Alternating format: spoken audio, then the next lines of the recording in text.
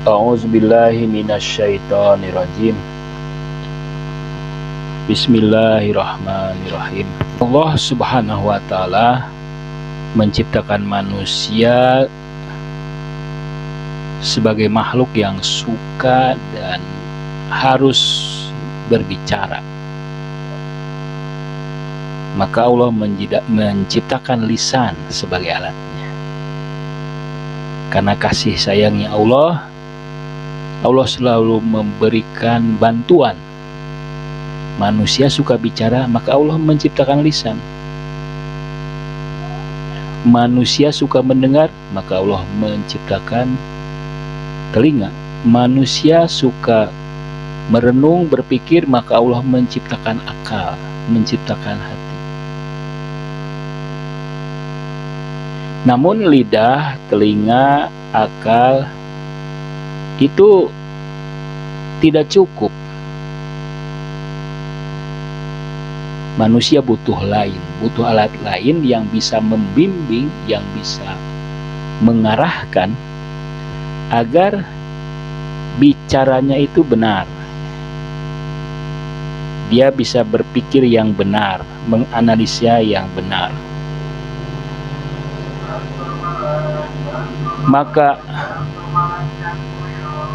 Maka Allah menciptakan akal.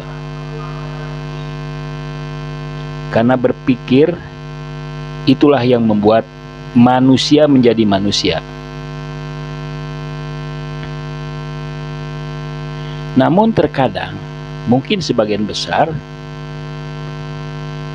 meskipun manusia sudah memiliki akal, manusia itu terkadang berpikirnya keliru, salah berpikir.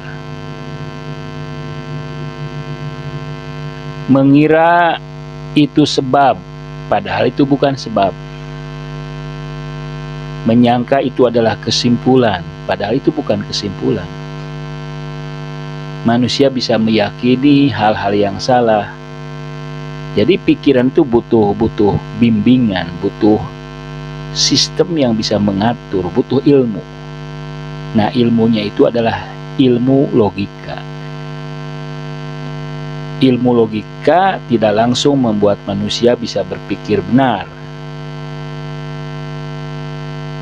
Ilmu itu harus dipraktekkan. Ilmu itu harus diaktualkan lewat diskusi, lewat kegiatan literasi, lewat perdebatan, lewat perenungan yang mendalam, berguru, belajar. Jadi kemampuan ini berkembang secara pelan-pelan.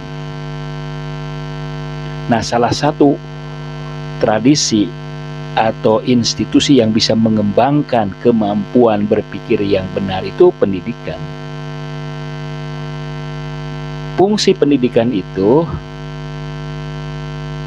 pembelajaran itu untuk mengembangkan kemampuan berpikir, salah satunya. Banyak mengapa seseorang harus belajar, mengapa seseorang harus masuk dalam lembaga pendidikan, institusi pendidikan, agar kemampuan berpikirnya berkembang.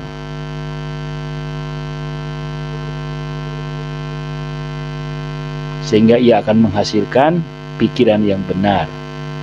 Nah, manusia itu butuh satu ilmu logika yang diajarkan dalam sebuah kegiatan resmi, kegiatan yang teratur. Karena kadang-kadang kita malas belajar.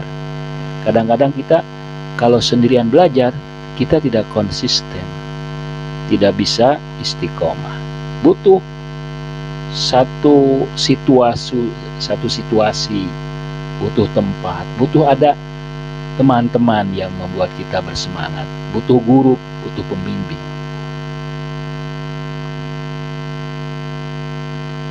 Jadi salah satu sisi manusia adalah manusia itu adalah makhluk yang suka berpikir. Homo sapiens. Ini ciri manusia. Manusia itu bukan hanya berpikir, dan dia juga sadar bahwa dia berpikir. Binatang-binatang lain mungkin bisa berpikir, bisa memahami, tapi dia tidak sadar bahwa dia itu sedang mencerna, sedang memikirkan. Manusia punya kesadaran yang sangat dalam, ya, punya kesadaran yang sangat dalam, yang sangat komprehensif. Selain sebagai makhluk yang berpikir, manusia juga adalah makhluk yang suka berkarya. Jadi kita itu, makanya sebagian manusia itu banyak punya hobi yang banyak.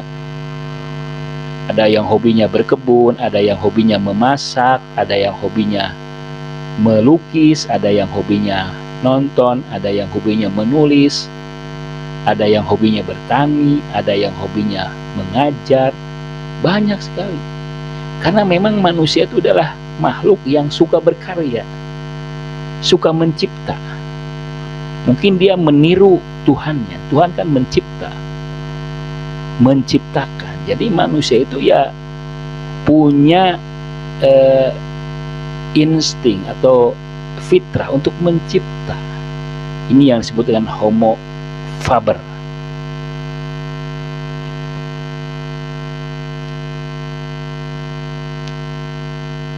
Nah, sebagai makhluk yang dapat berpikir, agar berpikirnya benar, manusia memerlukan ilmu-ilmu logika.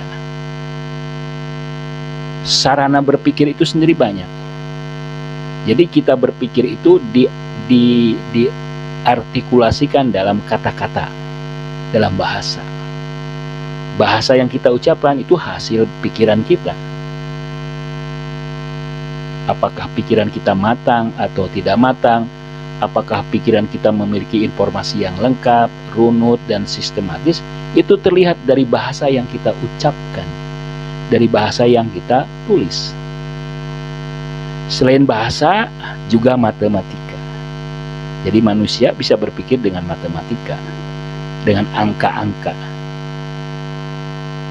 dengan persamaan, distribusi, dan sebagainya. Juga statistik. Ini sarana berpikir manusia, bukan hanya bahasa, tapi juga logika, matematika, dan statistika. Itu menurut Profesor Surya Sumantri.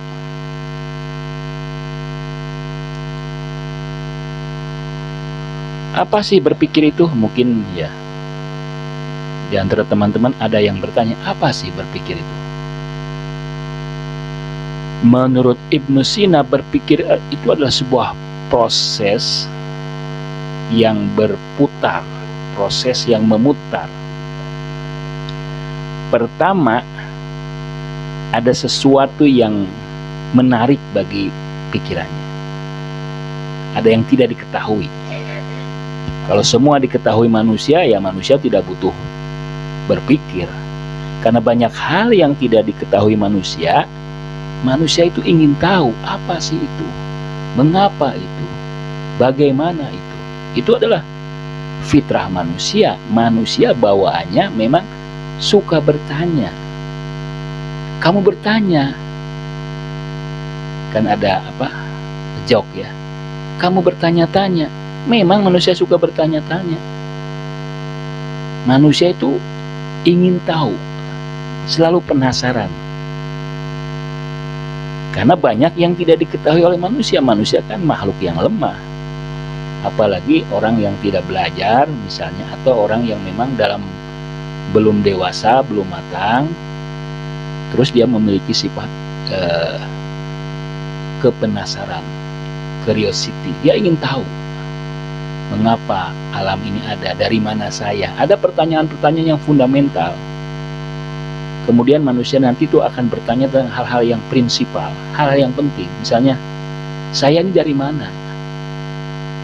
Mau kemana? Itu kan pertanyaan penting, pertanyaan yang dalam. Manusia ini dari mana? Mau kemana? Apa yang harus dilakukan?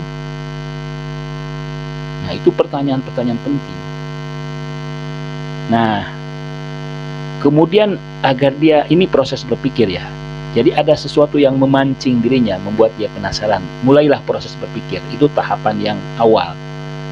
Kemudian dia mencari. Nah, jadi ada hal-hal yang majhul. Kemudian mencari, ya, dia kemudian menyelidiki apa saja yang sudah diketahui oleh dia. Kalau masalahnya fisika misalnya, maka dia kemudian mencari-cari informasi tentang fisika yang pernah dia pelajari.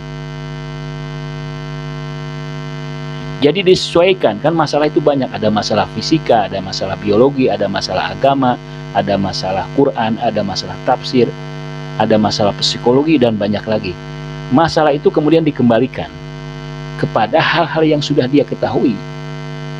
Kalau dia tidak punya pengetahuan sebelumnya, maka pertanyaan itu tidak akan terjawab. Kalau dia bertanya kepada orang lain, itu bukan berpikir namanya. Berpikir itu yaitu ingin menyelesaikan sendiri dengan mencari apa-apa yang sudah diketahuinya. Ya, setelah disesuaikan antara yang misterius dengan yang diketahuinya, nah, ternyata misalnya karena dia sudah belajar fisika, misalnya apa sih, dari mana alam ini, dia pelajari fisika, dia pelajari hal-hal yang terkait dengan fisika, dengan kosmos. Misalnya alam ini diciptakan oleh Tuhan. Jadi pengetahuan yang sebelumnya kemudian menuju kepada yang tidak diketahui, akhirnya dia tahu. Karena dia tahu, akhirnya dia sampai pada kesimpulan. Itu berpikir yang berhasil. Wassalamualaikum warahmatullahi wabarakatuh.